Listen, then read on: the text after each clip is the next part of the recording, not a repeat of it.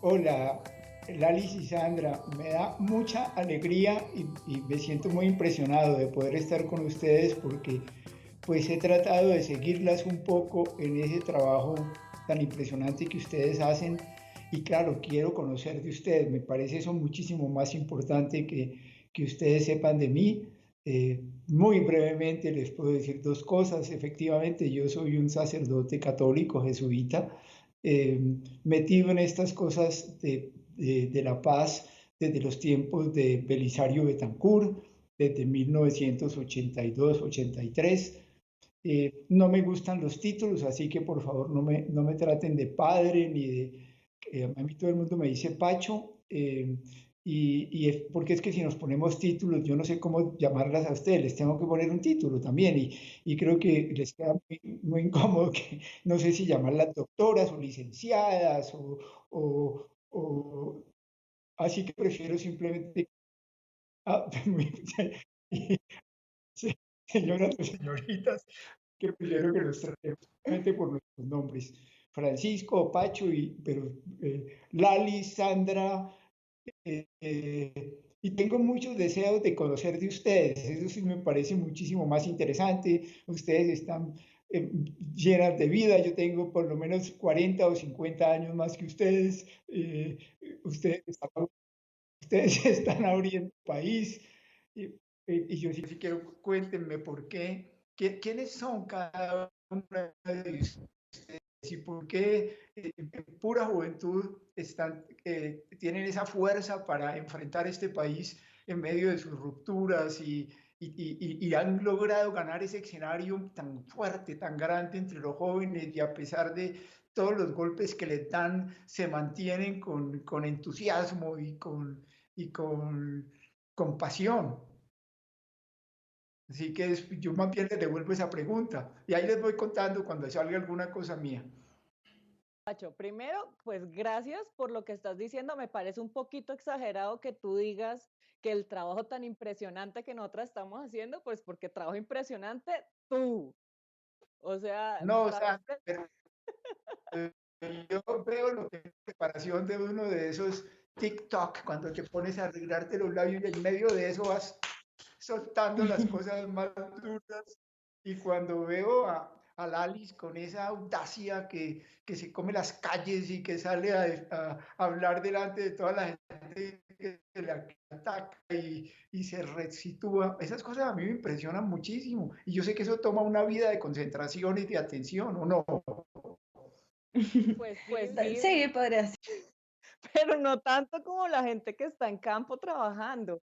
Yo sí estoy No. absolutamente convencida de que hay gente muy dura haciendo trabajo social, haciendo trabajo de campo y que de alguna manera nosotras estamos teniéndola un poco fácil porque estamos desde una ciudad un poco más cómodas.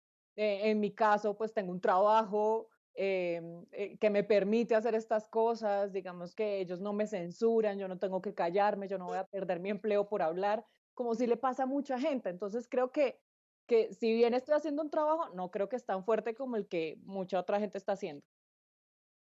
Digamos, primero decir que uno crea, digamos, esa fuerza, esa resiliencia también desde un contexto en el que uno lo crían, o así lo veo yo, porque al menos yo soy hija de indígenas y campesinos, pero realmente de campo, que siembra papa, que siembra yuca, y eso de alguna manera te abre un poco el horizonte frente al maltrato y la vulneración de derechos que han tenido los campesinos históricamente y los indígenas, por supuesto. Entonces creo que a partir de eso uno crea una cierta empatía y unas ganas de hablar y denunciar lo que está pasando. Luego uno se va creando en el camino más o menos a entender, a hablar más técnicamente. Entonces uno no va a seguir hablando como habla los adolescentes. Le toca a uno más o menos moldearse en un estilo en el que la gente lo pueda entender a uno. Pero digamos que el trabajo de campo también se hace. Creo que es que ese es el tema. Creo que hay modos de lucha. Entonces, por supuesto, Pacho tiene uno que es brillante, nosotras tenemos otro en que comunicamos, en que hacemos que los jóvenes entiendan un poco lo que está pasando, que nos paramos, hay quienes son médicos y luchan desde ahí, los educadores luchan desde otra manera de ver la vida. Creo que son diferentes modos de lucha que al final conducen a un camino muy bonito y sobre todo creo que es interesante el trabajo que se ha hecho, al menos en mi caso, de viajar en territorios y contar la historia de los actores del conflicto. Entonces viajamos al Cauca y luego viajamos a la zona del Urabá, en Dabeiba, en Antioquia, y allá se encontraron unas historias magníficas frente al conflicto. Creo que todo el que le apueste al cambio del país merece ser reconocido legítimamente. Lali, ¿de dónde te sale esa pasión? ¿Dónde arrancó en ti, en tu corazón, en tu alma, que tenías que jugarte la vida en esto? Porque estás totalmente jugada. Yo creo que es gracioso, pero no tan gracioso porque una vez, pues digamos que cultivar café es complejo, o sea, requiere demasiado trabajo. Y me acuerdo que mi abuelito cultivaba café y como que le metía siempre mucho esfuerzo al tema del café y de repente empezaron a pasarle como siempre por encima a los campesinos y digamos que él dejaba su vida y su dinero en una siembra de café y al final tenía que irse a caminar 7 horas a vender una roba de café en 10.000 pesos porque no había ninguna garantías. Y recuerdo que me dio mucho dolor, o sea, ver que mi familia, siendo campesina que amaba la tierra, tuviera que pasar tantas necesidades. Y es ahí cuando empecé a preguntarle a mi papá el tema de las desigualdades, por qué pasa esto, por qué nos toca vivir eso. Y creo que desde ahí mi papá, luego que le empecé a ir mejor, nos empezamos a educar todos y entonces nos damos cuenta que hay un país en que no solo mi abuelito era el que sufría, sino que además hay una época de violencia que se tiene que acabar. Entonces ese día dije, voy a dar mi vida por esto y literalmente me he dedicado lo que llevo de vida, que tampoco es mucho, a defender lo que creo y sobre todo a la lucha campesina y a la lucha indígena, creo que es lo que a mí más me llena el alma. No, y es lo que uno siente de tus cosas, es realmente una apuesta por los campesinos y los indígenas de este país. Pero eso a mí me impresiona mucho verlo en una persona joven como tú, te lo digo con toda franqueza, y me impresiona mucho en ti, Sandra. Me impresiona mucho que tu capacidad artística, que es tan seria, además con una enorme capacidad de lo estético, de lo figurativo, de movilizar sin necesidad de poner palabras o poner muy pocas palabras, capaz de tocar lo más profundo y de desatar la indignación, de provocar, llamar la atención. ¿Eso de dónde te viene? ¿Tú qué estabas haciendo? ¿Cómo mezclaste la danza con todo esto y luego la impresión como del impacto de la imagen? Yo creo que desde muy pequeña he estado bastante influenciada por todo el manejo de la imagen. Digamos que cuando era muy niña, pues eran los 90s y nos tocó el apagón, entonces nos tocaba ser absolutamente creativos con las formas de comunicarnos. Escuchábamos obviamente noticias todo el tiempo, en mi casa se escuchaba La Luciérnaga. Entonces, siempre estuvimos como muy influenciados por eso y al mismo tiempo teníamos esa necesidad como de comunicarnos en medio de todo. Entonces, después obviamente me tocó toda la época de MTV, entonces yo veía videos musicales constantemente, siempre me gustó bailar, entonces me aprendía las coreografías viendo los videos. Mis hermanos se burlaban de mí todo el tiempo por eso.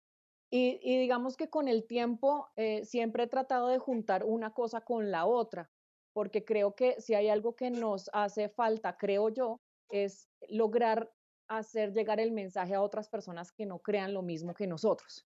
Entonces, digamos que ahorita cuando comencé con TikTok, yo entré porque yo trabajo actualmente en un teatro, ¿no? Trabajo en el Teatro Petra, soy la persona que hace las redes sociales y además soy la jefa de sala.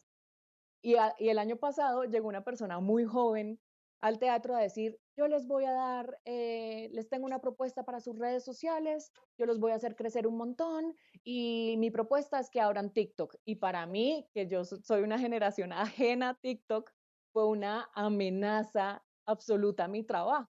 Y yo, hay alguien que me viene a decir que yo estoy haciendo las cosas mal, que no estoy actualizada, y que no sé cómo se está moviendo el mundo de las redes sociales y yo muevo las redes del Petra y obviamente me tocó el ego completamente. Entonces, después de tener esta etapa de negación, yo dije, voy a ver qué es lo que están haciendo en TikTok. Y cogí mi celular y empecé a buscar y empecé a mirar y lo primero fue como, uy, todo el tiempo esta aplicación está sonando duro, no hay forma de bajarle el volumen, todo es intrusivo, hay un montón de ruido y pasé de eso a decir, oiga, acá pasan cosas interesantes, acá hay gente muy inteligente haciendo cosas chéveres, aquí hay gente muy talentosa. Y después empecé a grabar TikToks secretos para mis amigas, porque ellas me decían como, tú serías muy buena haciendo TikToks.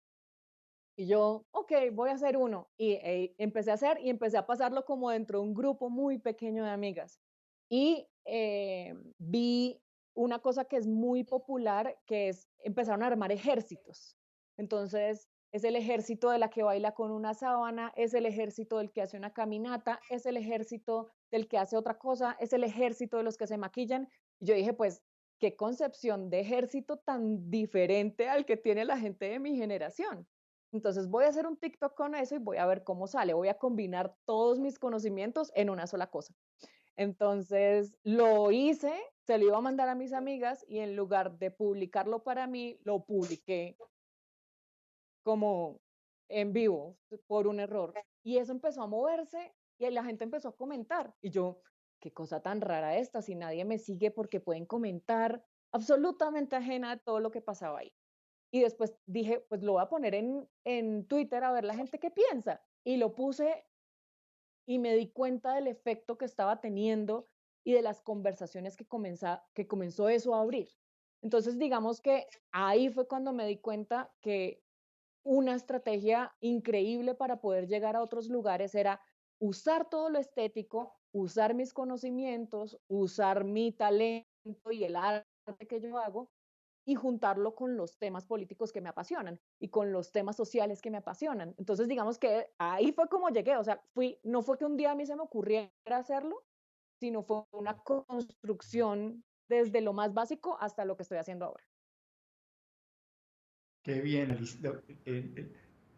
perdón, Sandra, qué bien, porque a mí lo que me impresiona de lo que hace Sandra es que logras eh, en menos de un minuto concentrar en medio de un montaje estético muy de fondo y muy atractivo. Además, pues te utilizas a ti misma, en eso te entregas a ti misma con mucha sencillez, de una manera muy genuina, pero pones el mensaje con mucha fuerza. Y yo le quiero preguntar, de veras, Lalis, quiero volver donde ti porque me impacta mucho el coraje de tu lucha tu esfuerzo por coger las cosas y hacer que este país las sienta de verdad. ¿Qué hacemos? Aquí yo voy a decirles con toda franqueza cuál es el problema que nosotros sentimos en la Comisión de la Verdad. Nosotros estamos en 27 regiones del país. Nosotros hemos vivido, pues, nosotros porque somos simplemente la expresión de una lucha de sociedad civil durante mucho tiempo en medio de esta nadie muchísimo, que tú conoces muy en profundidad, que lo has sentido, y donde este sentimiento eh, pero comparado con lo que ustedes logran a través de las redes, estamos lejos. ¿Qué hacer? ¿Qué hacer para poder conmover a la juventud que no vivió el conflicto? Pues está viviendo estas cosas de ahora, por supuesto que son tan dolorosas, pero incluso en esto nos parece a nosotros a veces que se quedan por fuera, que y por supuesto toda esta preocupación de que si tú no conoces lo que pasó, lo vas a repetir, lo vas a replicar. Yo quisiera aprender de ustedes y por eso Lali, te quiero escuchar sobre esto. ¿Cómo haces? ¿Cómo hacen ustedes? Yo creo que, yo creo que hay que educar a la gente y sobre todo dejar de normalizar el conflicto porque ese es el problema. Yo creo que la gente en Colombia es consciente que asesinan personas. Yo creo que Colombia es consciente que tenemos un conflicto hace un montón de tiempo y Colombia es consciente de que no se ha puesto el acuerdo de paz en implementación.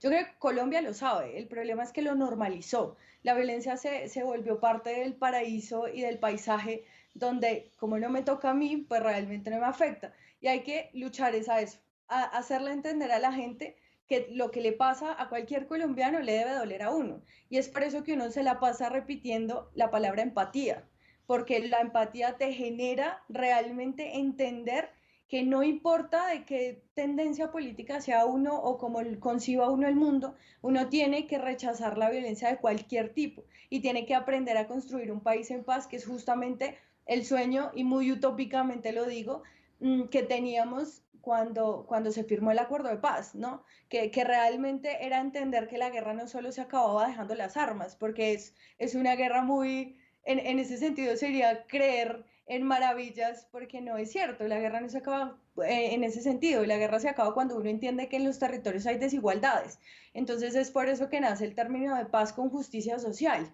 Y cuando la gente empieza a entender que en Bogotá la pasamos muy bien, pero en el Cauca diariamente están matando un indígena de alguna zona, cuando nos damos cuenta entonces que en el Bajo Atrato todo el tiempo se está gestando una guerra entre disidencias y narcotráfico, entonces es cuando uno empieza a luchar realmente por un país. Yo creo que los jóvenes lo entendemos, pero tampoco nos tienen en cuenta en muchas cosas, porque nos hablan de muchos tecnicismos, no hay proyectos que digamos conozcan visualmente donde los jóvenes hagamos parte de una construcción de memoria, porque tal vez, porque además ahora nos dicen juventudes de FARC, que me parece irresponsable, y lo digo en todo el sentido de la palabra, me parece muy irresponsable, pero en ese sentido nunca nos han vinculado a un proyecto donde nosotros como jóvenes logremos apostarle. Entonces tampoco el discurso o el diálogo gira en torno a que nosotros lo entendamos.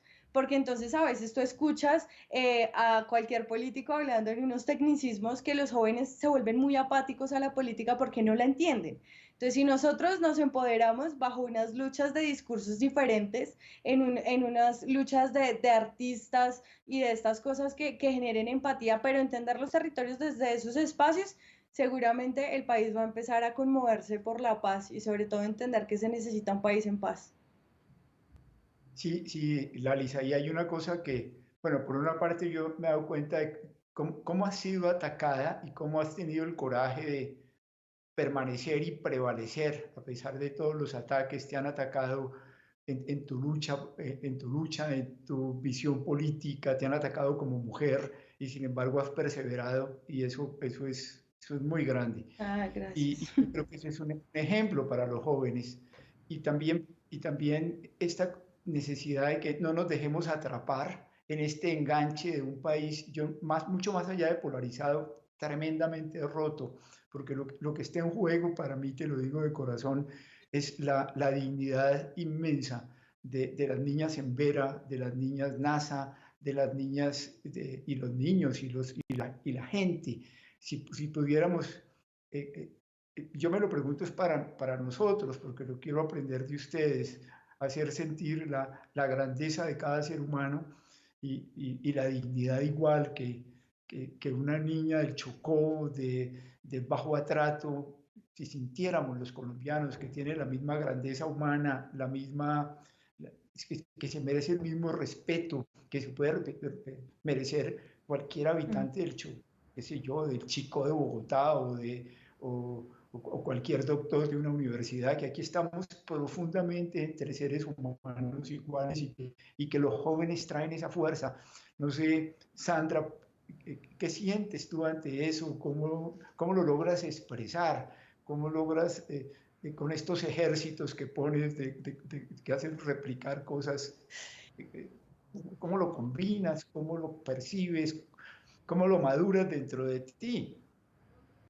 Yo creo que nosotros tenemos una dificultad muy grande y es que le tenemos mucho miedo a la confrontación y le tenemos mucho miedo a las discusiones y le tenemos mucho miedo a pelear. Entonces, yo creo que nosotros necesitamos aprender a pelear, pero no matándonos, que siento que es en lo que caemos siempre en el mismo error, o callándonos, o cancelando al otro, o quitarlo, o no escucharlo para nada. Yo creo que nosotros tenemos que hacer el ejercicio de aprender a pelear, así como cuando uno tiene un hermano, usted que tiene que 7 hermanos, es una familia de 7, uno en una familia de Nosotros 7 pues aprende a pelear. Entonces yo creo que uno tiene que aprender a eso, porque uno le puede decir al hermano lo que sea. Yo con mis hermanos he tenido unas peleas terribles, pero al final del día siguen siendo mis hermanos. Y yo les digo todo lo que pienso, ellos me dicen todo lo que piensan en un tono alto o en bajo o en lo que sea, sin importar, digamos, ese tipo de cosas, pero al final del día seguimos siendo hermanos. Y siento que eso es lo que nos hace falta hacer con los otros, aprender a discutir. Y lo otro que siento que nos hace falta es aprender cómo a entender lo que significan las cifras, porque estamos tan acostumbrados a recibir números de una forma tan atroz que no A mí me entendemos gustó qué mucho significa. que hubieras puesto, me gustó mucho que hubieras puesto en uno de esos TikTok tuyos los nombres de las personas asesinadas, los nombres. No estábamos hablando de cifras, sino de nombres. Y detrás de eso hay familias, hay niños esos, de esos matrimonios jóvenes, hay mamás, hay novias, hay novios, hay, hay una Una comunidad, comunidad, una, hay una sociedad. una, una comunidad y un tejido social. Claro. Había un periodista que decía hace unos meses, hace un año más o menos, escribía por qué a nosotros no nos afectaba tanto cuando decíamos los cientos o los miles de personas afectadas por X o Y cosa. Entonces, la teoría que tiene esta persona es que a nosotros no nos afecta por la devaluación del peso. Es una teoría que él tiene. Entonces dice, a nosotros nos dicen 200.000 pesos y los 200.000 pesos son, no sé, unos tenis baratos o una salida a comer en Bogotá o una salida a cine de una familia grande en Bogotá con todo y comida.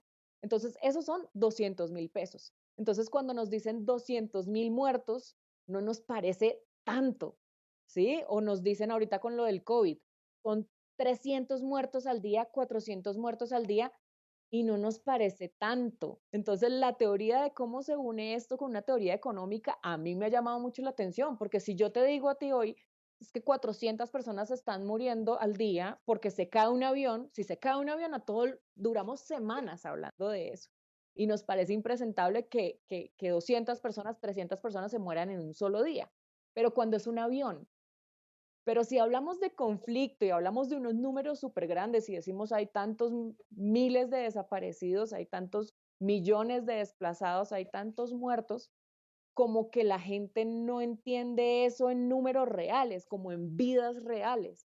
Entonces siento que nos hace falta que la gente sienta mucho más eso, que la gente pueda entender qué significa que una sola persona se desaparezca, que una sola persona muera de manera injusta o por violencia o por lo que sea, ¿sí? O sea, creo que tenemos que hacer ese ejercicio de sensibilización dentro de toda la gente.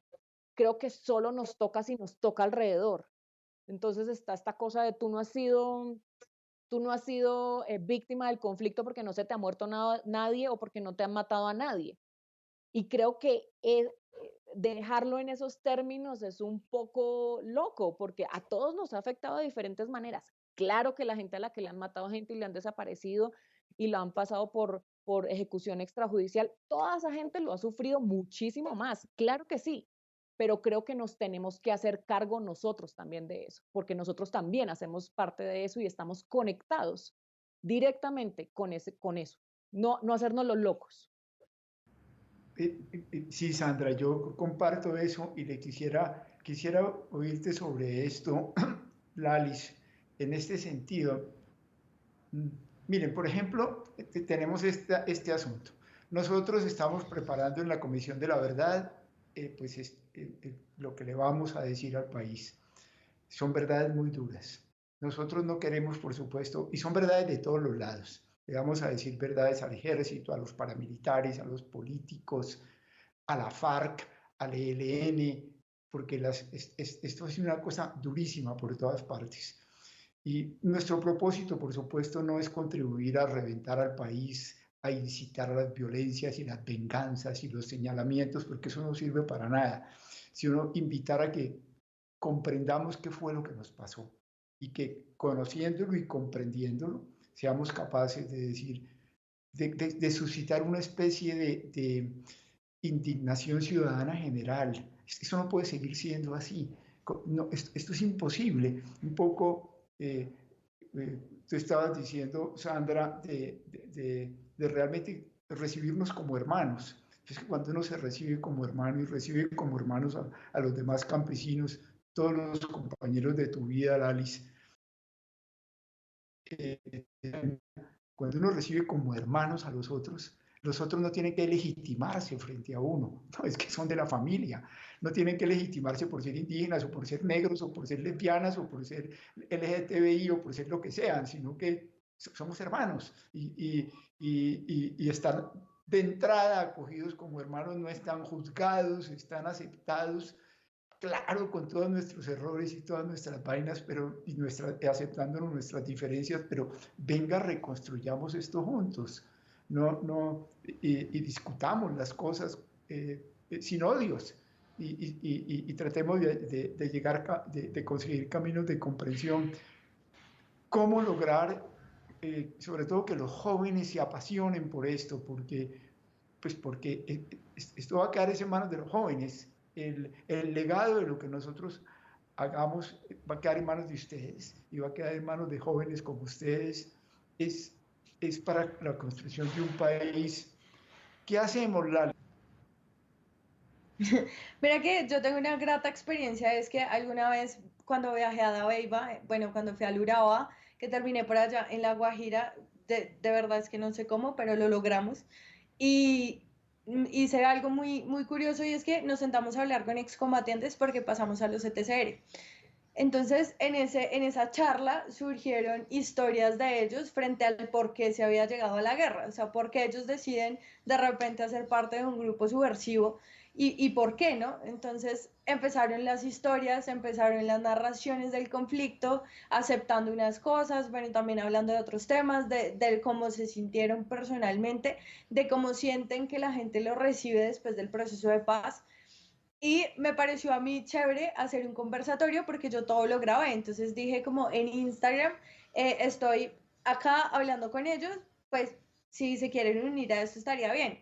Entonces de repente de ahí surgieron conversatorios sobre paz y nosotros lo organizamos además en un bar, en un lugar tranqui donde pudiera ir la gente a hablar con excombatientes y hacerle las preguntas que quisiera siempre en el sentido del diálogo y el respeto. Y fue una experiencia grandiosa porque la mayoría de gente que fue fueron jóvenes, o sea, 16, 17 años, pues yo diría que hubo una señora como de 45 años, pero lo importante es que asistieron y en su mayoría fueron jóvenes a entender el conflicto y salían llorando diciendo, es que yo nunca entendí lo que estaba pasando allá. Y claro, eran historias que por supuesto te estremecían el alma frente a, no, es que yo estuve en el bloque de los Montes de María, en el frente de los Montes de María, y de repente a 20 metros me mataron a mi mamá y bueno, me tocó hacer, no sé, o sea, son cosas que siendo ser humano te tienen que tocar. O sea, así el ser humano más frío te tiene que tocar. Hay que conocer la verdad, hay que contar esas historias, hay que narrarlas. Y cuando uno las narra, las entiende. Pero si tú a mí me lo cuentas, tal vez no le ponga mucha atención, pero si me lo cuenta un actor del conflicto, tal vez sí sea bastante estremecedor. Porque hablar con la Guardia Indígena es diferente a entender el problema del Cauca.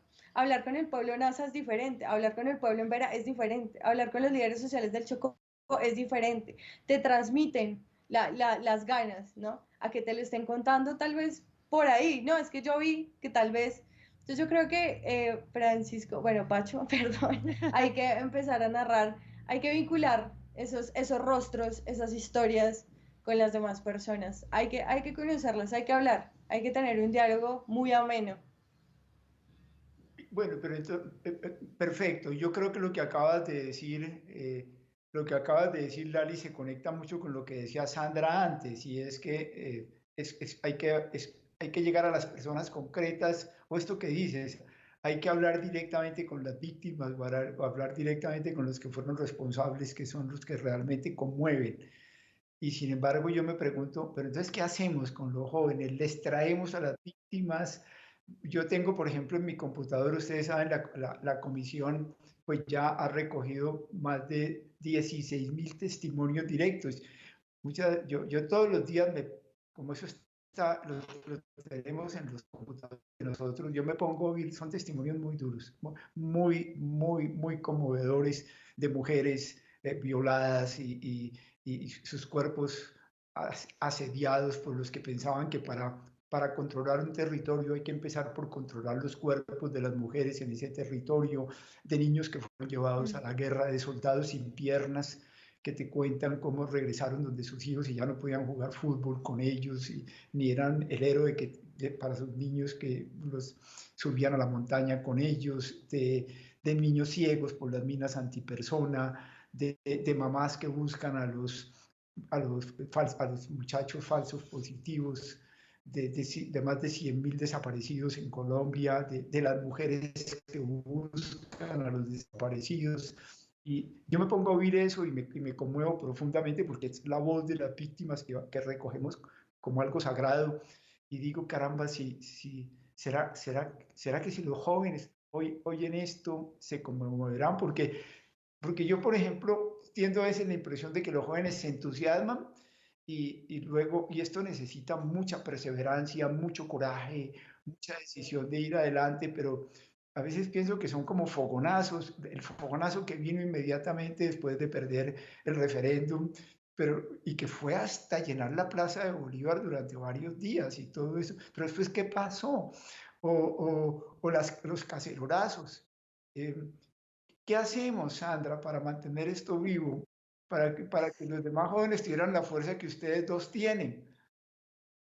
Yo sí creo que tenemos que ser súper inteligentes en la estrategia de comunicar, porque lastimosamente el cerebro de la gente actualmente está educado para recibir ciertas cosas y por ciertos momentos y por ciertos tiempos. Si hoy le dices a alguien, por favor escucha este podcast de 1 hora y media, es bastante difícil que lo escuche.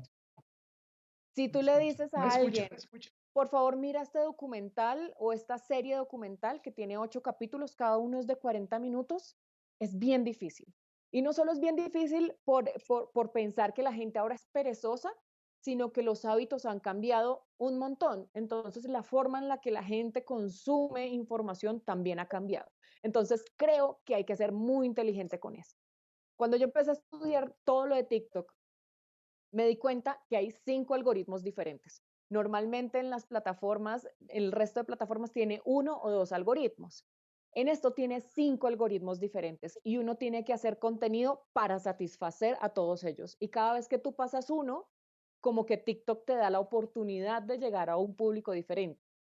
Y así, entonces va pasando el tiempo y te da 5 oportunidades para que tu contenido llegue a mucha más gente. Entonces, así como uno tiene que jugar con el algoritmo de una red social, creo que también uno tiene que jugar con los algoritmos mentales de la gente. Entonces, hay que hacer toda una estrategia para que la gente diga, yo quiero escuchar esto. Yo quiero, porque si tú me dices ahorita, por favor, escucha los 16.000 testimonios de la gente que está pasándola mal, que la ha pasado mal y que tiene una queja sobre el conflicto, yo no lo voy a hacer porque me voy a deprimir y voy a durar todo el año deprimido. Lo digo sinceramente. Ahora, si encontramos una forma diferente de comunicar que el mismo mensaje le llegue a la gente, yo creo que van a escuchar. Y no van a escuchar porque se vean obligados a eso, porque crean que tienen que hacerlo, sino porque hay que empezar a llamar la atención de otra forma, otra vez, llegar a otro público, llegar a otra gente, empezar a establecer conversaciones y establecerlas sin empezar con un juicio de valor, sin empezarla con un juicio de es que los que no escuchan son brutos, es que los que no entienden este contenido no son inteligentes, es que son unas bestias. Yo creo que ese tipo de señalamientos ya estuvo suficiente y que es necesario empezar a hacer puentes con otra gente y decir, mire esto, encontrar la manera. Así como siento que los mensajes de odio tienen una gran capacidad para tener esa pólvora y explotar por todas partes y crear una indignación, así como pasó el año pasado cuando empezaron a atacar a Lalis, que creo que todo comenzó con una cosa tan fea como tan baja y tan ruin, pero yo creo Así fue. que eso terminó siendo algo muy positivo al final porque empezó a abrir conversaciones diferentes. Entonces empezó a abrir conversaciones sobre cómo tratamos a las mujeres dentro de la escena pública cuando están tratando de hacer una denuncia. Empezó a abrir el tema sobre, entonces deberíamos solo escuchar a ciertas personas con cierto tipo de cara y cierto tipo de peso y cierto tipo de lo que sea.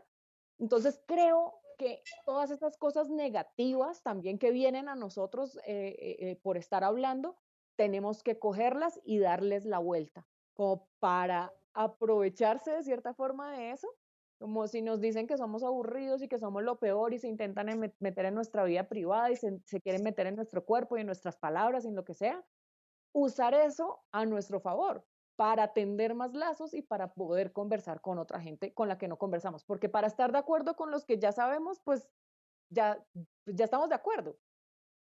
Siento que hay No, que ir un poquito más allá. no, sí, justamente ese es el gran desafío, ese es el gran desafío, Sandra y Lalis. ¿Cómo podemos, fíjense lo que pasó, por ejemplo, en el referéndum, no, o plebiscito, la, pues la mayor parte de la gente y sobre todo la mayor parte de los jóvenes no votaron, eso es lo cierto, y no votaron porque eran indiferentes frente a eso. Posiblemente porque no había gente como ustedes que estaba ya en el escenario poniendo las cosas con claridad.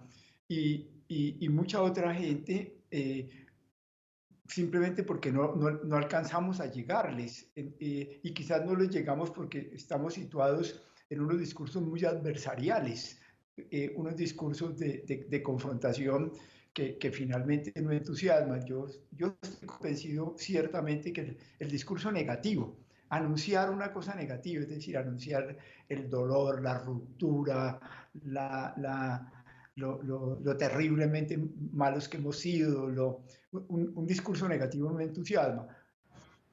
¿Cómo ser serios con la dignidad humana violada en una forma tan profunda? A mí, por ejemplo, me impresionó mucho lo que viví en La Habana. Yo acompañé a las víctimas a La Habana, incluso con el padre Darío Echeverry, con el arzobispo de Tunja, estuvimos escogiendo las víctimas y con un grupo de Naciones Unidas y de la Nacional, y luego acompañándolas a La Habana. Y a mí me impresionó en las víctimas, siempre en todas, porque eran víctimas de todos los lados.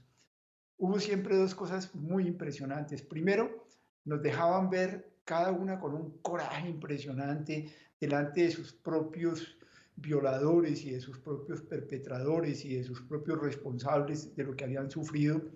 Decían con mucha fuerza la forma como habían sido golpeadas, destruidas en sus familias, arrasados sus pueblos, reventados sus cuerpos.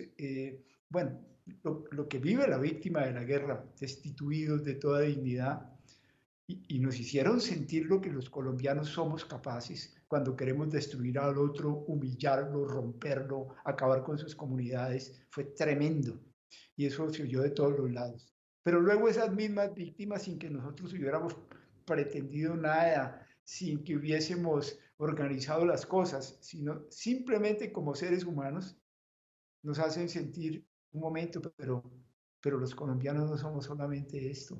Los colombianos somos capaces de volvernos a mirar a los ojos. Los colombianos somos capaces de volver a tender una mano. Los colombianos somos capaces de volver a creer los unos en los otros. Somos capaces de volver a soñar en este país. Hay unos jóvenes que nos esperan. Lo que importa son los niños de Colombia. Vengan y construyamos juntos este país. Es decir, el mensaje tiene que ser un mensaje de esperanza, un mensaje de futuro, un mensaje un poco la canción de Fito Páez, ¿verdad? No piensen que todo está perdido, yo vengo a poner el corazón. Y eso es lo que yo quiero aprender de ustedes. ¿Cómo lo hacemos? Eh, eh, ah, Lalis, ¿cómo te planteas ante eso? Nosotros, bueno, habla de nosotros los que hacemos contenido, tal vez, o sea, al menos mi equipo de trabajo, que es una chica y yo, no es tan grande, pero nos hemos planteado que cuando uno intenta comunicar una cosa fuera depende de la persona que se la vayas a comunicar. Por ejemplo, los jóvenes tienen una manera muy especial de entender y hablar. Entonces uno intenta en ese sentido crear un discurso en el marco en el que la gente lo entienda. Pero mira que sí es importante mencionar lo que está mal y fuera de eso que vincule un discurso de esperanza. Nosotros en los videos intentamos decir todo lo malo que pasa y al final decir, pero ¿cómo entonces lo arreglamos? Entonces vamos a salir a las calles, vamos a hacer esto, vamos a crear proyectos, vamos a hablar con no sé quién. Digamos que uno intenta también darle esa esperanza a la gente y transmitirla, pero yo sí creo que hay que crear ciertos espacios donde se pueda vincular el arte, o sea, lo diferente que en este caso es lo que está mencionando mi compañerita, hay que vincular esos espacios. Entonces, el arte, ¿cómo hacemos de que la gente se entere? También es preguntándole a la gente, porque uno no lo sabe todo. Entonces, ¿por qué no le preguntamos a la gente, venga, ¿cómo entendemos el conflicto también? Entonces, la gente tiene 50.000 ideas, de eso se puede sacar algo. ¿Sí? Se puede empezar a consolidar un proyecto donde realmente quienes estamos de este lado logremos darle a entender a la gente una cosa que es valiosísima. Por ejemplo, yo hacía una dinámica hace unos días y es que me tomé el trabajo, además de contactar a la Guardia Indígena del pueblo de Coconuco, y hicimos una entrevista porque en ese momento ellos estaban pasando, bueno, siempre, pero digamos que en esa semana habían sufrido varias bajas de compañeros de la Guardia gracias a la violencia que se gesta en el Cauca. Y se conectaron un campesino, el coordinador del CRIC y se conectó el consejero mayor, que para que un consejero mayor te hable, pues es bastante complicado, y se conectaron. Y yo le tenía mucha fe porque yo esperaba que la gente escuchara a la Guardia, que la gente dijera, uy, Dios mío, la Guardia, hay que entender a la Guardia. Es el video que menos reproducciones tiene. O sea, a la gente le gusta que uno le diga las cosas así directamente, ¿sabes? Como que suene un poco muy mal y a veces muy regañón, y que le meta a uno otras dinámicas de arte, de discurso, de diálogo, para que la gente lo vea. Porque me dio muy duro ver que la Guardia, además, dentro de la entrevista, dice, es que necesitamos que nos ayuden, que nos escuchen, solo queremos que nos escuchen, nos están matando. Entonces, a mí se me pone la piel de gallina cada que uno escucha ese tipo de cosas. Entonces, creo que hay que empezar a pensarnos entre todos cómo vamos a armar un proyecto en el que se vincule el arte y la manera discursiva de empoderar a los jóvenes y que los jóvenes sean partícipes de esos espacios. Y creo que así podríamos, tal vez, empezar a consolidar la memoria histórica del país. Sí, sí, y eso es lo que acabas de decir, es casi la pregunta que nosotros nos hacemos, Lalis, te lo digo con toda franqueza. Y, y por eso casi que te lo preguntaría, Sandra, ¿tú qué hubieras hecho para que poner a la Guardia Indígena en una forma que dentro de esos, dices tú, de esos 5, ¿cómo es que lo llamas? Algoritmos, realmente quedemos tocados por la Guardia Indígena? Mire, yo hubiera, no sé, yo no le voy a decir a la Liz cómo hacer su trabajo porque ella lo hace maravillosamente, pero si Porque me hubiera tocado a mí perfectamente hacer y un le llega a un TikTok, montón de gente que inmediatamente se le pega. Sí, la, la gente de la Guardia Indígena tiene mucho talento manual. Entonces, no sé, me imagino que ellos son tejedores o saben cultivar la tierra o no sé. Entonces me imagino, haga una granja en su ciudad, en su casa, en la sala de su casa con la Guardia Indígena. Entonces les vamos a enseñar cómo es que se planta algo y con cada cosa que se plante, pues vamos a dar un dato diferente. Entonces les decimos cómo tiene que ser la tierra, entonces cómo tiene que ser la tierra y podemos hablar del problema de la tierra. Cómo tienen que estar las semillas, podemos hablar del problema de las semillas que tenemos en Colombia. Cómo es que se siembra y podemos hablar de la violencia que están teniendo las indígenas. Sandra, te interrumpo. El otro día, antesito de que terminara, de que arrancara la pandemia, yo fui a sembrar Toribío, y con gente de la Guardia Indígena. Era una multitud sembrando, pero lo que estábamos sembrando era a 3 muchachos de la Guardia Indígena que habían matado. Y ellos lo llaman Ajá. sembrar, y sembrar la semilla. Y era pues una cosa de mucho impacto y de mucha movilización, ¿verdad? ¿Cómo, cómo colocar un escenario de esos de manera que en, en, en 20 segundos produzcan el impacto que uno vive durante un día de siembra? ¿Cómo Sí, se hace? yo siento que hay que traerlo o sea, si ustedes ven mis videos, pocas veces estoy muy brava.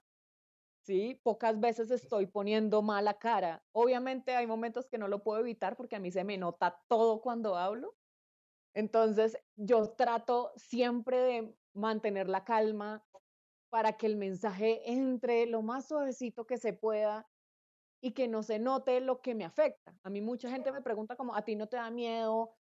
¿No lloraste contando esta historia? ¿No lloraste? Pues siento que las víctimas ya han llorado lo que tienen que llorar y yo pues debo hacer otra cosa diferente. Y creo que también tenemos la dificultad de que vemos a las víctimas como gente pobrecita. Creo que los tenemos en un concepto muy de víctima en todo sentido, como que en sus vidas diarias son víctimas siempre. Y tengo mucho el recuerdo de cuando el Teatro Petra va a Valledupar a presentar Labio de Liebre con víctimas y después de la obra eh, la gente podía hablar y decir lo que quisiera. Y pues hay gente en Valledupar que es víctima de todas partes del conflicto. Y se paró un señor, me acuerdo mucho, que decía, a mí no sé quién me mató a mi hermano, no sé quién me mató a mi hermana, a mis sobrinos el ejército le hizo tal cosa, como que tenía víctimas por todos los lados y decía, y miren, yo voy a hacer una cosa en este momento, a ustedes, a todos los perdono aquí. Y para mí era como, claro, lo entendió todo, lo entendió todo y además era como un acto de valentía tan grande de esta persona que decía, yo soy capaz de demostrarle a usted que yo soy un hombre y que yo soy capaz de sobrevivir a esto y yo a usted lo perdono. Usted verá qué hace con eso, ahora sí, usted verá qué hace con eso. Entonces yo creo que también hay que empezar a mostrar las víctimas en sus complejidades, a mostrar las víctimas con todo lo que son. No son solo unas mamás que perdieron sus hijos, no son solo unos hijos que perdieron la vida o sus piernas, no son unas mujeres que han sido violadas o violentadas. No, yo creo que son personas que tienen un montón de cosas alrededor y que esas cosas también hay que contarlas para que empecemos a verlos como iguales, porque siento también que los vemos como alguien a quien tenemos que rescatar y creo que ellos están también haciendo sus vidas y tenemos también que contar esas cosas. Entonces, Pues, si Pacho me pregunta ahorita, ay, ¿qué hacemos con esto, con lo de la siembra? Mira cómo se juntan las cosas sin yo saber que se le llamaba eso. Pues entonces podemos contarlo con todo el respeto del mundo, en menos de un minuto y uniendo un tema con otro, pues mostrando que mira, no solo, sí. mostrando que no solo están perdiendo a una persona, sino que están sembrando también parte de ella. No, o sea, lo que acabas de decir me llama mucho la atención. A mí, Labio de Liebre me tocó mucho, me impactó mucho justamente por esa dignificación de las víctimas, en la simpleza real de su familia cotidiana, en las disputas dentro de la familia, en la forma como se dignifican, simplemente apareciendo con toda sencillez como son. Y me pareció bello, además, el montaje que logran ustedes, el setting, me encantó. Pero justamente yo vengo allí a una cosa y es, una de las responsabilidades de la Comisión de la Verdad es la dignificación de las víctimas, no solamente el esclarecimiento de lo que nos pasó, sino la dignificación. Nosotros lo entendemos como lejos de una especie de conmiseración, llamaría yo más que compasión, porque la compasión es llevar una pasión colectiva, que creo que la compartimos, ¿verdad? Y padecer justamente. Pero esa conmiseración del pobrecito es humillante. Eh, pero a nosotros se nos invita a dignificar a las víctimas y dignificar significa para nosotros que las víctimas comprendan eh, su extraordinario estatus humano, cómo tú puedes vulnerar la dignidad humana, pero no la puedes terminar. La dignidad además se recobra inmediatamente con una fuerza impresionante.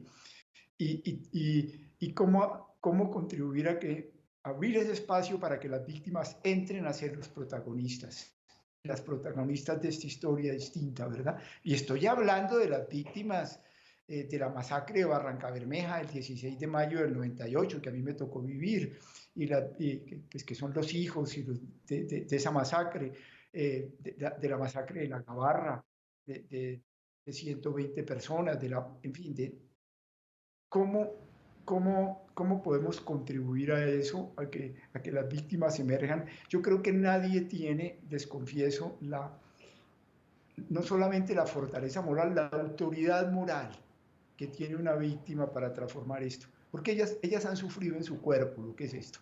Ellas han sentido que les arrebataron sus tierras, ellas lo han sentido en sus hijos y en sus familias. Ellas pueden hablar desde su propia realidad profundísima. Y, y no sé, te preguntaría a ti, Lalis, ¿cómo ves tú ese camino? ¿Cómo lo vives? ¿Cómo lo pones en primer plano? Esta mucha más autoridad que cualquier político tiene una víctima cuando comprende de qué se trata o cuando se rescata como ser humano para ayudarnos a rescatarnos a todos. Mucho más autoridad que un presidente de la República, mucho más autoridad ¿me comprenden? Sí. ¿Cómo ves, Alice? Mira, yo hay una cosa que creo que hay que cambiar y hay que cambiar entre todos o hacer menos pedagogía. Y es que en el país, cuando nosotros perdimos el plebiscito, fue muy duro, pero muy duro, porque mientras competíamos con explicar todo el acuerdo de paz, porque nos sentamos a estudiarlo, porque nos sentamos a hacerle pedagogía, a entender cuando se hablaba de la restitución de las tierras, cuando se hablaba realmente de la dignificación de la vida de una víctima, o sea, cuando se entendía el acuerdo, ya nos encontrábamos con un escenario en el que quienes estaban en el no, que no me voy a meter en temas políticos en esta discusión, pero es importante decir que se manoseó el acuerdo, se le dieron giros argumentativos muy bajos y nunca nadie entendió el acuerdo porque nos enfrentábamos con es que todos nos vamos a volver gays, es que todos estamos mal. Y en ese sentido lograron depurar el acuerdo, lograron hacer que la gente odiara el acuerdo. Mientras cuando perdimos, veía las imágenes de las víctimas llorando porque habían perdido el plebiscito. Entonces uno se da cuenta que se ha marcado tanto el conflicto que hemos revictimizado a las víctimas, que quienes nos gobiernan salen a decir muy irresponsablemente, es que estaban por allá recogiendo café, es que su hijo era un guerrillero, es que pues es que los indígenas son son unos narcos porque están metidos en el negocio de la coca y todo eso ha hecho que los revictimicemos, ni siquiera les damos la dignificación que necesitan, ni siquiera hay un nombre real y la historia real porque siempre el discurso gira en torno a lastimar a todo aquel que no se parezca a mí, a todo aquel que no piense como yo. Entonces, ¿por qué no contarle a la gente realmente las cosas como son, darle significado? Yo creo que hay que crear un nuevo vocabulario un poco más social donde se vinculen lo que han estado manchando, que es el nombre de las víctimas. Ellas también necesitan el apoyo de nosotros, porque a veces las dejamos de lado mientras discutimos cosas políticas. Están solos. Mira, por ejemplo, lo que pasaba con las curules de las víctimas. ¿Cómo es posible que en un país medianamente pensante no hayamos peleado esos espacios de las víctimas? Las dejamos solas, están solos. No pudimos nosotros, tanto que nos las damos acá de lucha, no pudimos hacer nada por las víctimas. Entonces se quedaron sin curules. Entonces, ¿qué pasó con el acuerdo de justicia y paz, por ejemplo? ¿Dónde nos luchamos nosotros los espacios para que ellos tuvieran reparación integral? ¿Dónde estamos nosotros exigiendo que se respete la JEP que intenta contar cierta verdad para las víctimas del conflicto? Entonces creo que nosotros no nos hemos puesto la 10 y a nosotros hablo de la sociedad civil y tampoco estamos hablando de manera correcta y no les estamos abriendo esos espacios. Así que creo que hay que empezar a vincularlas, hay que empezar a darles ahí sí, mucho cariño, amor y sobre todo comprensión frente a lo que están pasando. Y lo que dice, yo creo que, o sea, acá todo está muy complementado porque creo que tienes mucha razón cuando dices, bueno, hay que buscar cómo con esos espacios artísticos empezamos a explicarle a la gente. Creo que si uno logra vincular todos los diálogos y lo que expresan las víctimas frente a la esperanza, porque ellas no son quejas, son esperanza. Yo pude perdonar, ustedes por qué no lo pueden hacer. Y nosotros seguimos acá en la lucha. Yo nunca he visto una víctima rendida tampoco. Entonces creo que ese es el mensaje y la esperanza que ellas brindan deberíamos replicarlo y sobre todo no dejarlas solas. Yo creo que hay gente que niega el conflicto porque le sirve, porque saca algo de eso, porque puede sacar algo de eso a futuro, porque tiene intereses sobre eso, porque negar el conflicto significa en algunos lugares votos. Creo que negar el conflicto le hace la vida más fácil a ciertos políticos y a ciertos movimientos y a ciertas personas que tienen negocios que se alimentan de eso. Entonces, básicamente esa es mi respuesta para no alargarme más. Bueno, pues yo también, lo que ustedes han dicho lo comparto completamente, y por eso no lo voy a repetir, me toca profundamente lo que ustedes acaban de decir. Yo añadiría también un par de cosas. Niegan porque tienen miedo. Eso es, el miedo a la verdad es una cosa muy, muy seria, y pues no voy a profundizar por qué tienen miedo. Y hay una segunda cosa, y es porque se impuso mucho en el mundo, que la realidad no importa, la verdad no importa. Lo que importa es montar un discurso con el que usted pueda hacer un montaje de fake news, con el que usted pueda manipular a la gente, organizar a la gente, y eso funciona. Y entonces, ¿para qué me trae la verdad si uno puede manejar un país sin necesidad de eso? Eso es el plebiscito colombiano, eso es el Brexit en Inglaterra, eso es la elección de Trump en Estados Unidos. Cuando el Papa vino a Colombia, hay dos cosas que a mí me impresionan mucho. Él estuvo aquí 4 días, pero dedicó un día única y exclusivamente a estar con las víctimas. Se fue a Villavicencio a escuchar a las víctimas de todos los lados. Con eso nos quería decir una cosa muy importante, mucho más importante que los discursos, es el dolor humano, la dignidad de las víctimas. Y yo en Medellín le oí decir una cosa que me impactó muchísimo. Yo estaba con Caracol contando esa misa que hizo el Papa en el aeropuerto de Medellín, en el Olaya Herrero, y de pronto dice una cosa tremenda, se queda mirando a los obispos, había como 70 obispos ahí, y les dice, no pierdan el tiempo diciendo discursos religiosos para que las cosas cambien en Colombia. Y les dice textualmente, pongan sus manos en el cuerpo ensangrentado de su pueblo. Las víctimas. Eso es, no las nieguen más, no permitan que las nieguen, no se haga silencio sobre eso. Entonces tienes toda la razón. Yo quería decir una cosa adicional sobre eso, y es que hay gente que puede negar el conflicto, hay gente que puede negar a las víctimas, pero eso no las elimina, no hace que desaparezcan por arte de magia, porque van a seguir existiendo, porque están ahí. Entonces, que las nieguen es como la gente que dice que la Tierra es plana. Pues pueden decir eso, pueden decir lo que quieran, pero la realidad es otra. Pero el problema es que o sea, el negarlo le cala a mucha gente y eso es lo que, digamos, la batalla que uno se pelea comunicacionalmente. O sea, no porque digan que no las hay, uno, pues bueno, digan que no las hay, porque estamos pasándole por encima a la memoria de las víctimas, a la memoria de la gente que cayó luchando por sus cosas, estamos negando las luchas de la gente socialmente, porque ¿por qué muere la gente en los territorios? Porque estaba defendiendo el páramo. ¿Por qué muere la gente en el Cauca? Porque no queremos que nos dañen el agua que le llega a las ciudades. ¿Por qué muere la gente entonces? O sea, hay luchas que no se pueden callar. Yo sí creo que es que a mí de esto sí me indigna mucho cuando la gente sale a decir que es que acá nunca hubo conflicto, que la masacre del Aro nunca pasó, que las masacres de Mambiripán tampoco pasaron. Y me enerva, o sea, la gente no puede pasarle por encima a la historia y a la memoria histórica de un país que ha sido violento, que sigue siendo violento y que tiene miles de víctimas y millones de víctimas en desplazamiento forzado. O sea, no lo puedo creer. No lo permitamos, por favor. Lalis, bueno, sí, ok. No, es que iba a decir, iba a decir, iba a decir a lo de Lalis, no solamente lo niegan, sino que afirman lo contrario. No, es que toda la gente de ese pueblo era guerrilleros. Es Ay, que sí. yo reconozco, como decía alguno de estos soldados que cayó, sí, que reconoció que había cometido falsos positivos, sí, yo lo reconozco. Pero es que esa gente de todas maneras tenía que morir.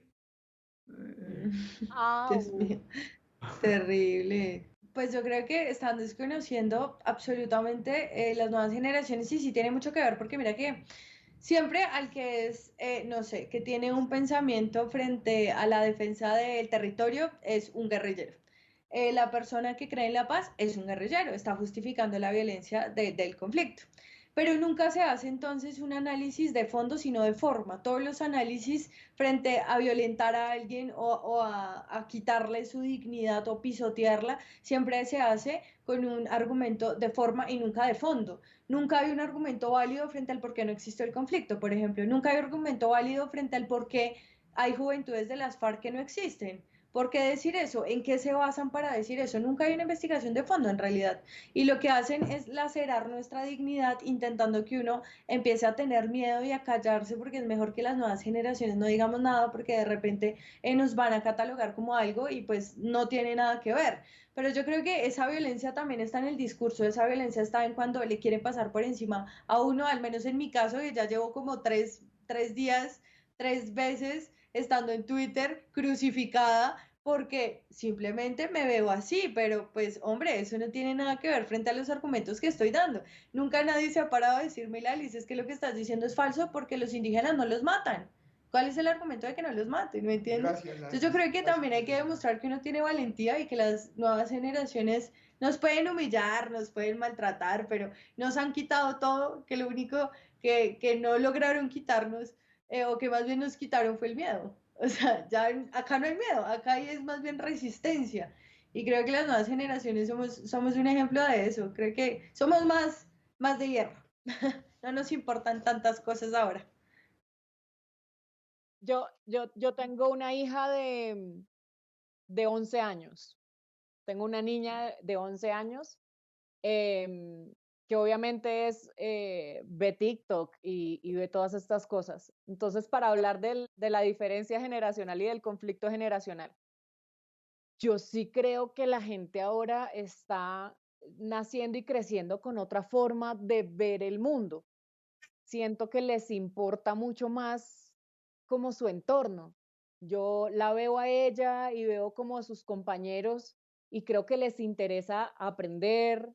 En el caso de mi hija le interesa aprender sobre la tierra. Toda la primaria la hizo, cada año les enseñaban a sembrar una cosa diferente, a sembrar la tierra, a untarse las manos, a ensuciarse, a entender que la comida no sale de la nevera, sino que hay una persona que, hay un montón de personas que la cultivan y que tienen un proceso que se demora un montón para que uno pueda comer todos los días. Siento además que es una persona que tiene una sensibilidad diferente con la gente, que le duele cuando le dicen algo malo, que quiere solucionar y quiere arreglar las cosas por medio del diálogo.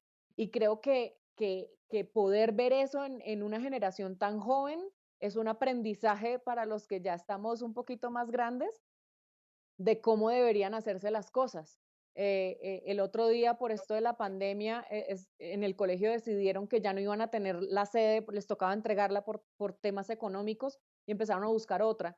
Ella lleva muchos años estudiando en esa sede del colegio y cuando hablaba con ella teníamos mucho miedo del dolor que podía tener de eso, ¿no? De la pérdida y de perder un espacio tan importante en el crecimiento de ella. Y cuando la hablé, yo le decía, esto también es un aprendizaje para ti, para que aprendas a soltar y para que esto también te haga crecer como persona. Y yo súper preocupada porque pensaba que iba a ser llanto de días y iba a ser una cosa terrible.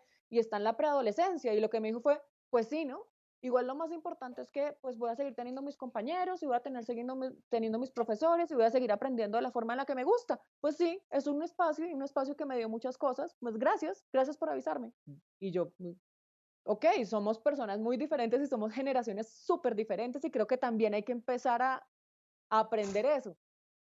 Creo que tenemos mucho miedo de la gente joven, creo que tenemos unas concepciones absolutamente erradas.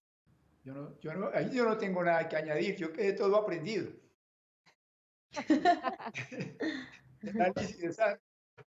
Mi conclusión de esta charla con Pacho es maravillosa. O sea, creo que tengo un sentimiento de resistencia más grande con el que me levanté, porque todos los días amanezco con una especie de resistencia y de aguante frente a las cosas que pasan en el país. Pero al escuchar a Pacho, creo que le llena a uno más de ganas de seguir haciendo las cosas bien, de seguir luchando por un país. Creo que hay que entender el conflicto. Creo que hay que contar el conflicto, darle voz a las víctimas también. Creo que hay que entender el conflicto como es el conflicto. Una época de sangre, pero no solo eso, sino también tener dentro de su mente una luz de esperanza que tal vez muy utópicamente Galeano mencionaba en uno de sus libros, podríamos llegar a caminar y llegar a un lugar maravilloso. Así que creo que me siento muy feliz de haber compartido un espacio con Pacho, qué persona tan agradable. Además, la admiro profundamente, de verdad que tengo mucha admiración y mucho respeto y me llena de mucho orgullo y sobre todo a Sandra también, mucho cariño, mucho amor y bien, gracias. Yo me llevo muchas conclusiones también de esta charla con Pacho y con Lalis. Creo que ver a Lalis como tan parada y tan tranquila en esta charla contando como que le toca aguantar y el trabajo que hace es un aprendizaje también, verla como habla de tranquila y como enfrentando también todas estas cosas que se inventan en redes y todo lo que empiezan a decir, me parece que es un aprendizaje muy grande. Y con Pacho creo que uno tiene a ciertas personas como en un concepto, ¿no? Entonces, con todo el trabajo que ha hecho Pacho en su vida con víctimas, uno dice, uy, nunca voy a poder hablar con él y aprender cualquier cosa. Y todo lo contrario, es tan cercano y es tan amable que uno dice, pues quiero escuchar esos 16.000 testimonios de su propia boca, saber qué fue lo que escuchó y cómo lo podemos ayudar, pues porque esa es la otra, ¿no? Yo no quiero que eso se quede ahí en una charla muy chévere, muy agradable de una hora, sino saber también cómo podemos tender puentes y hacer que el trabajo de Pacho se vea en otros lados, como poder tender redes, para eso son las redes, ¿no? Pues yo lo que siento, ¿cuál es mi conclusión? Yo tengo un sentimiento un primer sentimiento es un sentimiento de gratitud muy profunda. Gratitud de haber podido sentir a este par de mujeres jóvenes extraordinarias que realmente me tocan inmensamente, a Lalis y a Sandra. No había tenido la oportunidad de sentir quiénes son ustedes y cómo enfrentan las cosas. Y lo segundo, junto con eso, por supuesto, un sentimiento de esperanza muy hondo. Mientras haya personas como Sandra y como Lalis, y mientras haya juventud con esta fuerza y este deseo además de engancharse con las generaciones que vienen y tanto coraje y tanta determinación y creatividad y pasión por este país y por las víctimas, ¿cómo no tener esperanza? Por eso lo que espero es, le agradezco mucho a Frente al Espejo esta posibilidad de poder vivir momentos como estos. Y espero solamente que cuando termine la pandemia poderle dar un abrazo a cada una, un abrazo físico y expresarles realmente lo que siento por ustedes. Y hacemos Ah, TikToks. Muy bien. hacemos TikTok. Y por supuesto que esta oferta yo no la dejo, ¿no? Vamos a ver cómo podemos hacer cosas juntos.